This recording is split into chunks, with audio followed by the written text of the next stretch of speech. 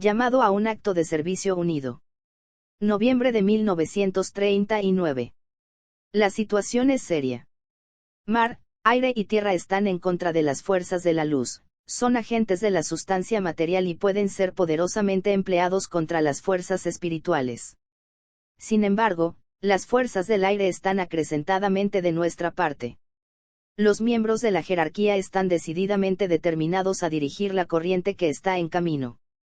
Esta civilización será una combinación de lo mejor y lo nuevo que se ha producido hasta ahora y, sin embargo, débilmente presentido por los mejores pensadores del mundo.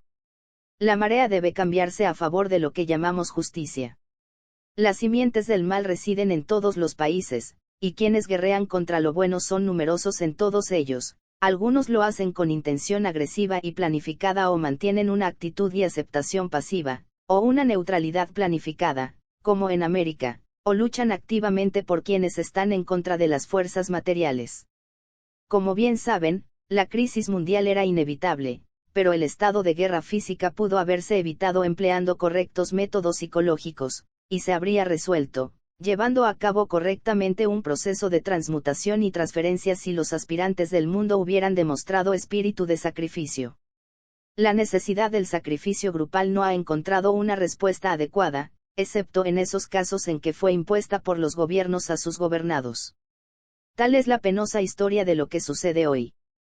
¿Qué puede hacerse para evitar que las fuerzas de la luz sean vencidas y arrasadas? No me refiero aquí a la victoria física externa.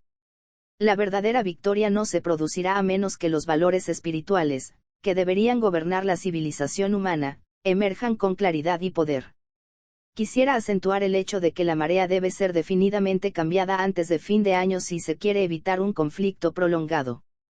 Por lo tanto, les diría que participen en el enfoque y la reunión subjetiva de los pensadores del mundo, particularmente a los guías de las organizaciones, grupos e iglesias de todo tipo y temperamento, que pueden impeler a sus numerosos adheridos a una actividad uniforme y unida. Actualmente los maestros de sabiduría no disponen de tiempo para realizar ellos mismos la tarea, están abrumados, combatiendo a las fuerzas del materialismo, activas en todos los países. La jerarquía no puede dejar de incluir en su conciencia a Alemania, aunque esas fuerzas hayan elegido a ese desdichado país como principal punto de partida y empresa. La jerarquía tiene en Alemania sus agentes trabajando como en otras partes.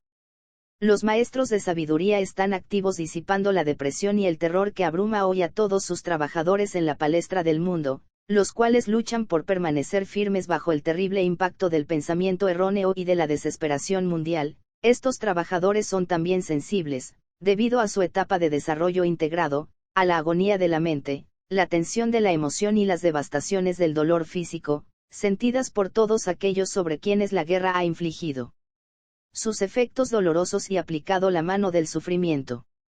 Tal sensibilidad y respuesta afín, son susceptibles de producir un estado de negatividad y preocupación psíquica, por la situación inmediata entre todos los trabajadores, haciéndolos sordos al llamado de su verdadero deber, o si no propenden a ofuscarse por el dual esfuerzo de prestar servicio eficaz y, al mismo tiempo, luchar contra las reacciones emocionales. Por lo tanto, la capacidad del trabajador de responder a las voces internas y servir en forma desapasionada y altruista, es seriamente obstaculizada.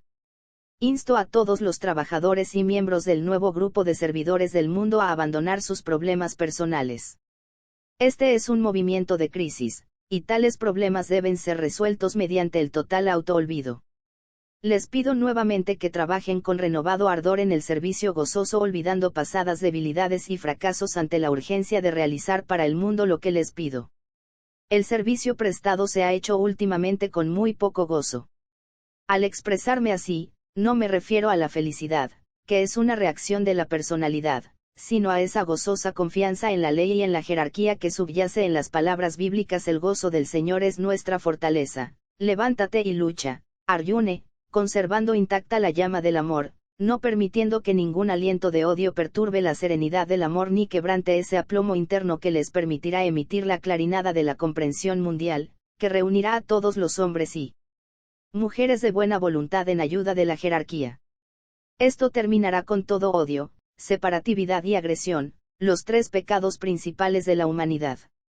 Todos los hombres odiaron, todos los hombres fueron separatistas, tanto en pensamiento como en acción, todos fueron y muchos lo siguen siendo, materialistas, orgullosos y deseosos de obtener lo que no les pertenece por derecho. Este espíritu posesivo no es característico de ningún grupo, fue un defecto universal y general, y ha producido la actual situación económica desastrosa, precipitando al mundo a la guerra, al odio y a la crueldad. La fusión de muchas mentes en una actividad dirigida, es hoy de importancia suprema. Esto está simbolizado en la unión existente entre dos grandes naciones, Francia y Gran Bretaña. Unidad del pensamiento y el propósito dirigidos es la garantía del futuro e inevitable éxito. El poder del pensamiento masivo es omnipotente. La potencia de la actividad mental enfocada y dirigida es impredecible. Si aceptan esta premisa y esa afirmación, entonces actúen de acuerdo con ello. El espíritu de paz se cierne cerca de la humanidad, esperando la oportunidad de hacer sentir su presencia. El espíritu de paz no es un concepto abstracto, sino una potente individualidad, y maneja fuerzas que hasta ahora no les son familiares a nuestro planeta. Grandes fuerzas esperan la hora en que puedan funcionar como liberadores y libertadores del género humano. Pero la puerta por la que entrarán debe ser abierta por la humanidad y lo será mediante un acto unido de la voluntad, expresado por alguna fórmula de palabras y por el sonido. Se llevará a cabo por la actividad simultánea de los hombres y mujeres de buena voluntad y por los aspirantes y discípulos del mundo.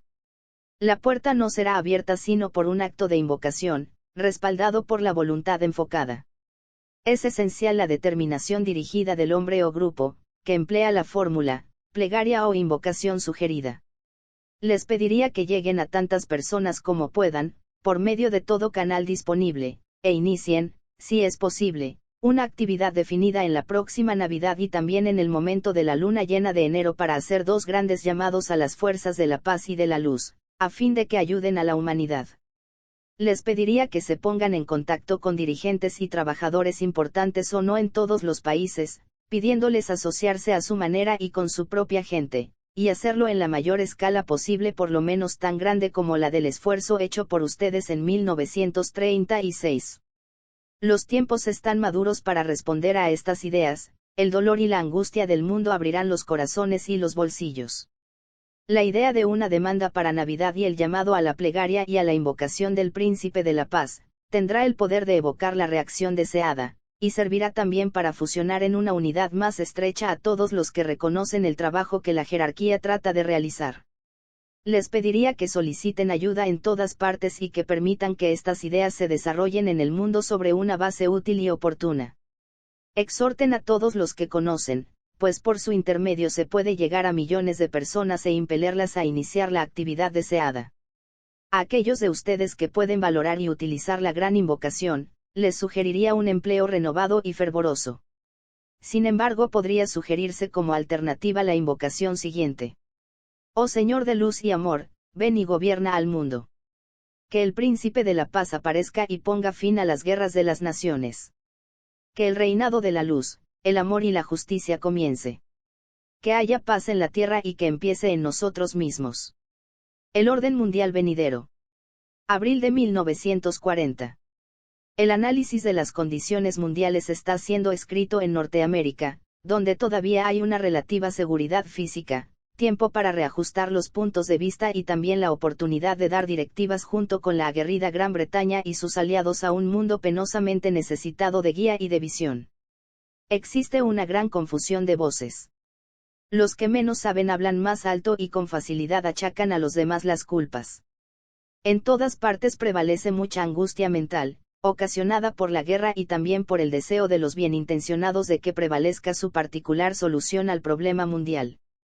En consecuencia, es necesario hablar directamente, indicar los peligros inherentes a la situación actual, presentar su extraordinaria oportunidad para traer los cambios necesarios y señalar las líneas de demarcación entre los modos de vivir correctos y los erróneos, entre una visión del nuevo orden mundial y los planes retrógrados del así llamado nuevo orden con el cual las potencias totalitarias tratan de abrumar a la humanidad. Comenzamos con la premisa de que dos visiones mundiales opuestas se enfrentan a la humanidad, y dos órdenes mundiales se le presentan al género humano. El hombre debe elegir entre estos, y su elección determinará el futuro.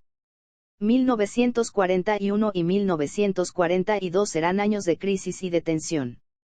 Quienes perciben los riesgos, la oportunidad y la importante decisión a tomar, luchan con apresuramiento casi frenético para despertar a las masas acerca de lo excepcional de este momento. Lo que la humanidad decida durante los próximos 12 meses condicionará el futuro como ninguna otra decisión humana lo ha hecho en la historia del género humano. Existieron anteriormente puntos de crisis en la historia, pero ninguno involucró a toda la población del planeta. Hubo periodos de peligro, dificultad, guerra, hambre y angustia, pero ninguno condicionó las vidas de incontables millones de personas como el actual. Una y otra vez surgieron conductores, conquistadores, dictadores y personajes mundiales, pero hasta ahora llegaron en momentos en que sus influencias estaban limitadas por las comunicaciones mundiales y las limitaciones nacionales, por lo tanto, su poder no era universal y su progreso fue detenido por las condiciones del periodo que vivieron. Hoy todo el planeta está involucrado y todas las naciones del mundo se hallan definidamente afectadas. Se están estableciendo barreras en un inútil esfuerzo por mantenerse fuera de las dificultades y evitar la guerra. Los grupos predominantes enrolan bajo una sola bandera a muchas naciones, para que se asocien a las potencias totalitarias o a las naciones que se les oponen. Las naciones que no son realmente beligerantes están también activas en la tarea de preservar su integridad nacional. El conflicto actual es mundial, estando involucrados los siguientes grupos. 1. Las naciones agresoras que luchan, regidas por dictadores ambiciosos.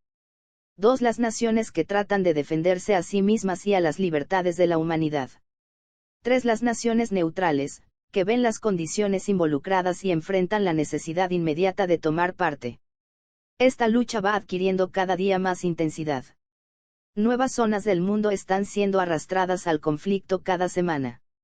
Las cuestiones reales, los inminentes resultados económicos y las implicaciones políticas emergen con creciente claridad en todos los países, y no se equivoquen hasta en esos países que están entumecidos y sufrieron bajo la bota del conquistador. Entre ellos se fomenta una rebeldía silenciosa e inexpresada por ahora, rebeldía interna silenciosa que constituye en sí una amenaza para la paz mundial y, si es evocada para que se exprese plenamente, puede hundir al mundo en el conflicto, más profundamente. Frente a la humanidad existen dos peligros mayores, y son, primero, el conflicto se prolongará tanto que la humanidad quedará totalmente exhausta, se alcanzará un empate y surgirá una situación que terminará con todas las relaciones civilizadas y toda esperanza de una ordenada vida de belleza, paz y cultura. Segundo, las naciones aún no involucradas no verán las realidades de la situación ni ayudarán a los que luchan por la conservación de la libertad nacional e individual. Si esto fuera así, entonces sin ser esta su intención y sin embargo inevitablemente estarán del lado del mal y compartirán la responsabilidad de preparar el desastre mundial. Actualmente, no hay más que dos partidos en el mundo: los que están del lado de las correctas relaciones humanas y los que están del lado de la política del poder egoísta y cruel.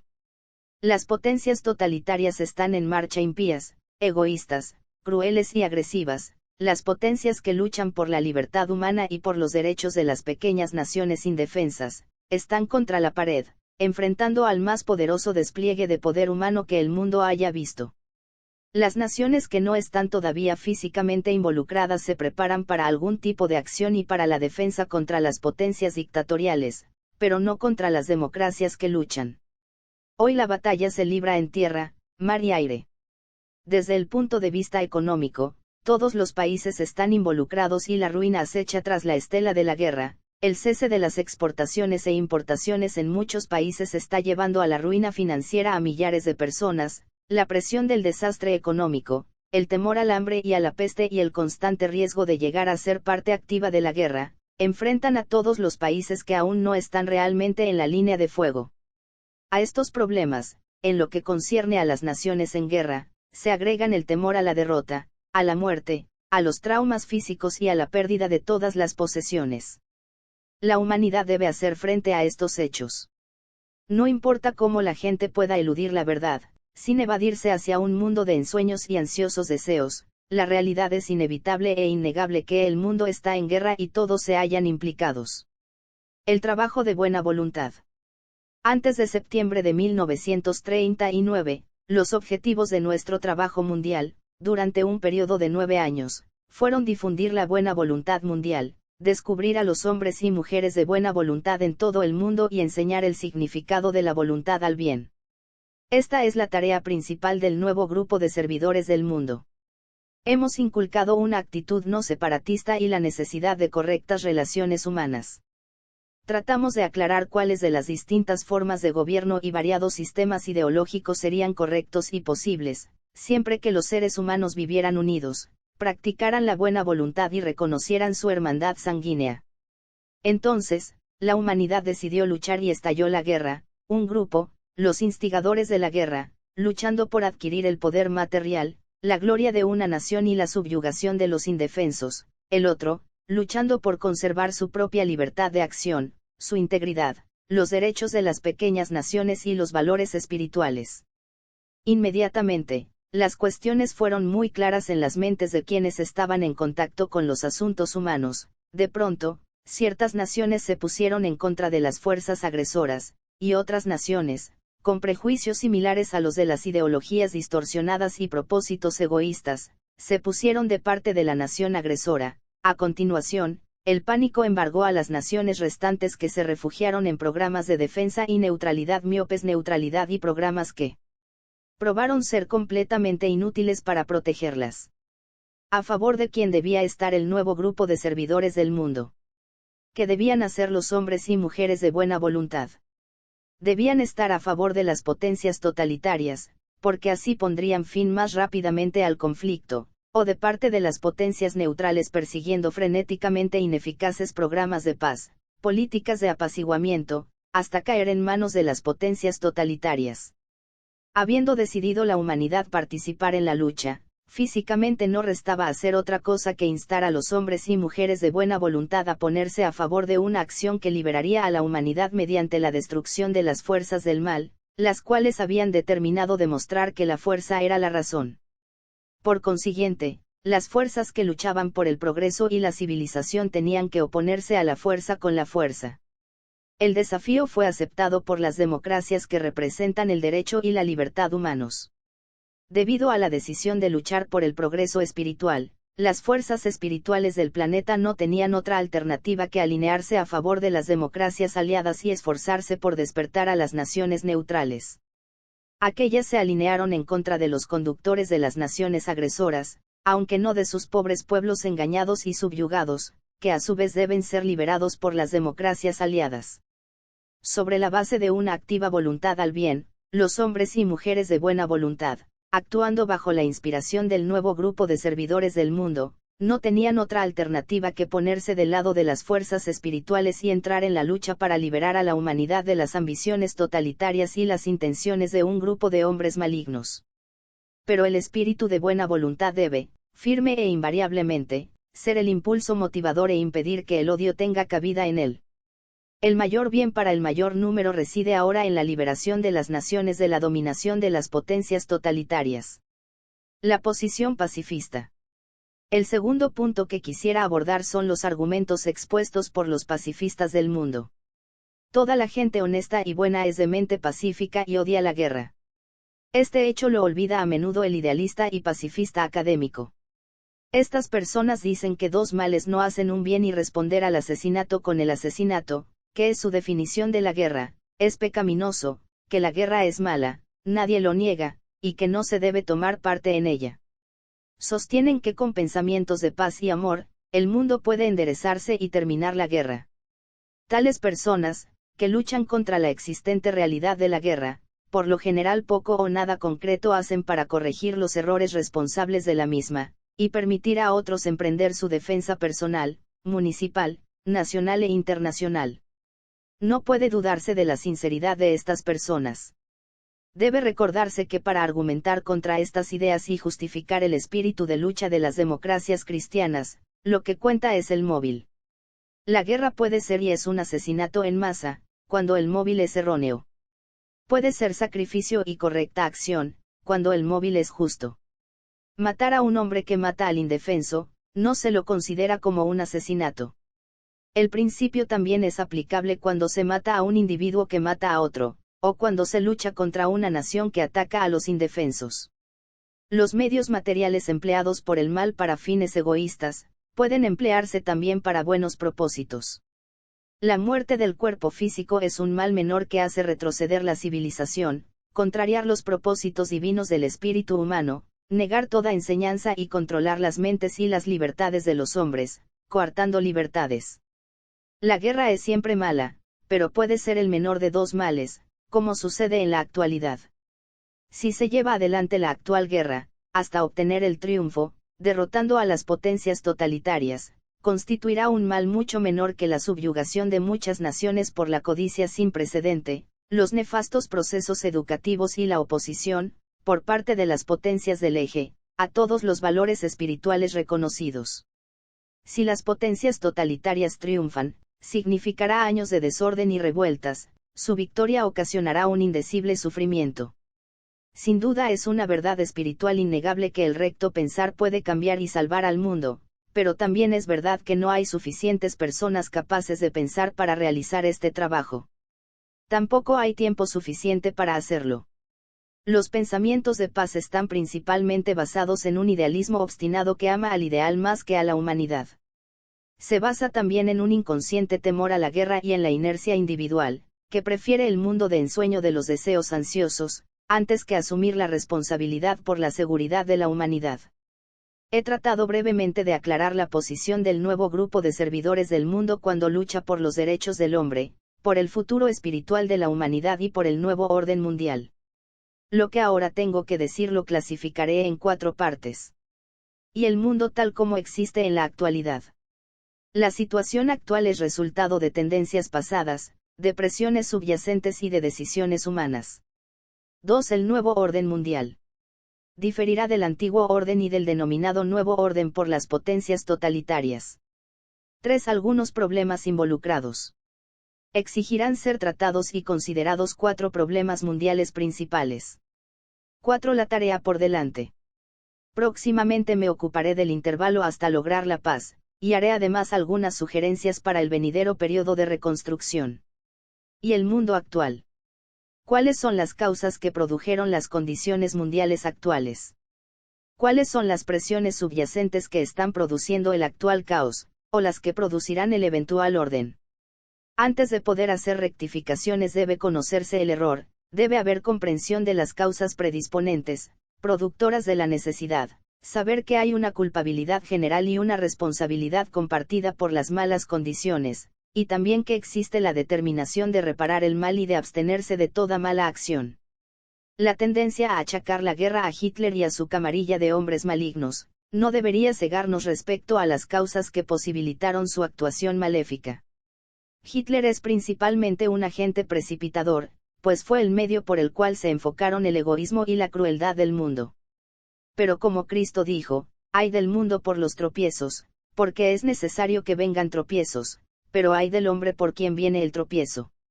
Mateo 18:7. Las causas de este mal prevaleciente son inherentes a la humanidad misma. El antiguo e incontrolado egoísmo fue siempre la característica del hombre, el deseo de poder y de posesiones movió siempre a los hombres y a las naciones, la crueldad, la codicia y el sacrificio de los valores superiores a los inferiores, se han arraigado profundamente en las costumbres humanas durante épocas. Todos los pueblos y naciones son culpables del comportamiento y de estos antiguos hábitos mentales. A medida que los pueblos se acercaban, las líneas de separación y el antagonismo de las naciones se acrecentaban constantemente, y así la actual guerra, iniciada en 1914, es el resultado inevitable del pensamiento erróneo, metas egoístas y de antiguos odios. Intereses individualistas, metas separatistas y deseos agresivos, marchan hacia su inevitable final, la guerra y el caos. La situación económica también constituye un símbolo de esta condición. Las naciones se dividen en las que tienen y las que no tienen, y originan así la era actual del AMPA. Las bandas organizadas en los Estados Unidos aparecieron como expresión de estas tendencias en la vida nacional. En el mundo internacional, 3 naciones están ahora desempeñando el mismo papel. Las naciones aliadas y los Estados Unidos están reconociendo la amenaza del AMPA nacional e internacional, y se esfuerzan por aplastarla.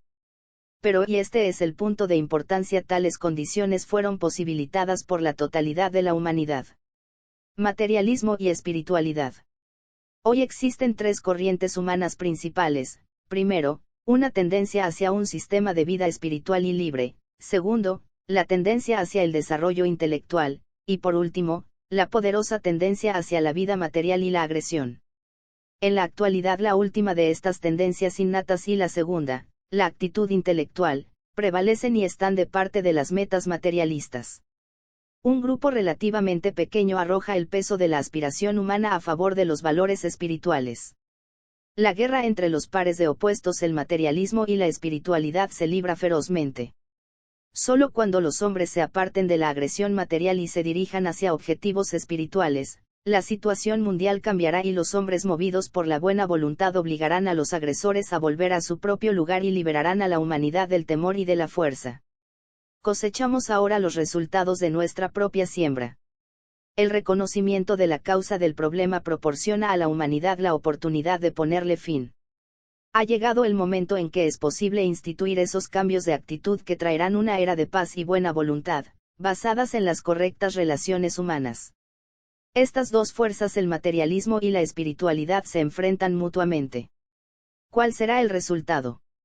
Detendrán los hombres al mal e iniciarán un periodo de entendimiento, colaboración y recta relación, o continuarán el proceso de planificación egoísta y de competencia económica y militante. Esta pregunta debe ser contestada por el claro pensar de las masas y el desafío valiente y aplomado de las democracias. En todas partes se reconoce la necesidad de un nuevo orden mundial.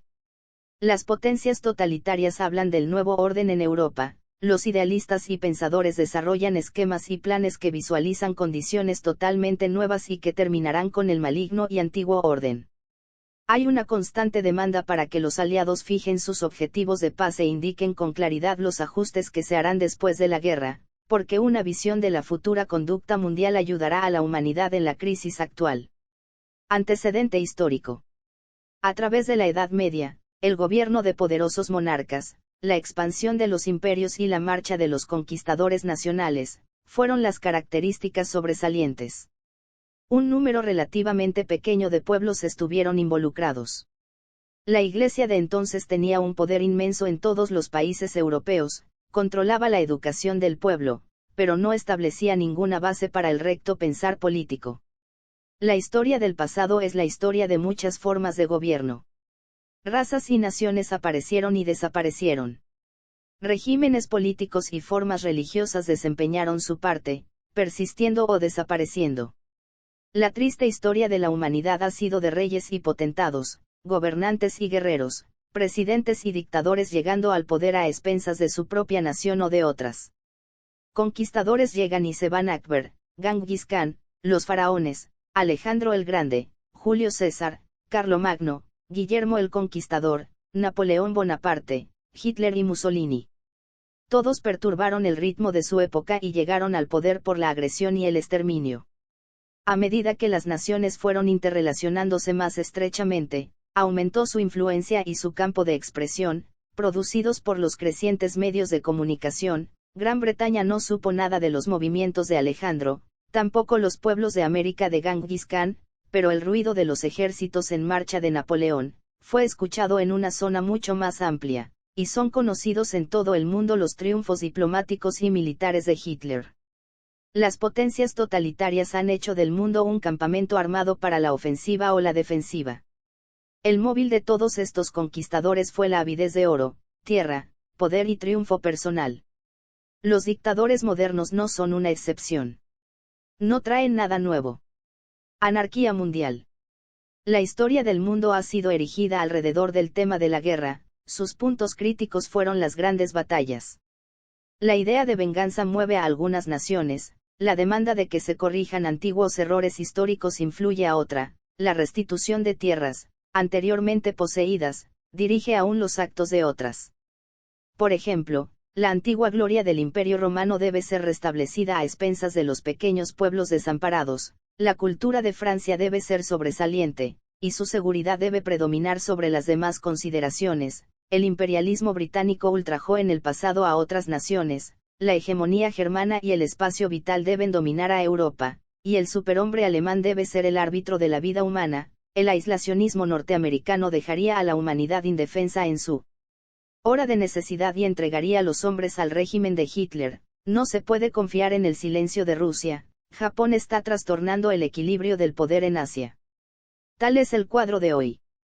La anarquía rige al mundo, el hambre amenaza a los habitantes de Europa, la población civil de las ciudades, las mujeres y los niños, están en grave peligro de males y muerte, y se ven forzados a vivir bajo tierra. La peste aparece, no hay ninguna seguridad en tierra, mar o aire, las naciones están al borde de la ruina financiera, la ciencia se ocupa de inventar instrumentos de muerte, las poblaciones de ciudades y distritos enteros son trasladadas de una parte del país a otra, familias y hogares son deshechos, prevalece intenso temor, miran el futuro con desesperanza y duda, se suceden series de suicidios y crímenes, el humo de incontables incendios obscurece los cielos. Los mares están sembrados de muertos y de buques hundidos, el tronar de los cañones y la explosión de las bombas se escuchan aproximadamente en 20 países, la guerra surge de las aguas, marcha sobre los países y desciende desde los cielos. El viejo orden ha llevado a la humanidad a esta situación. La crueldad y el egoísmo del hombre condujeron a este desastre, ninguna nación escapa a esta crítica, y a todas ellas las moviliza más rápidamente el propósito egoísta que el espíritu de sacrificio.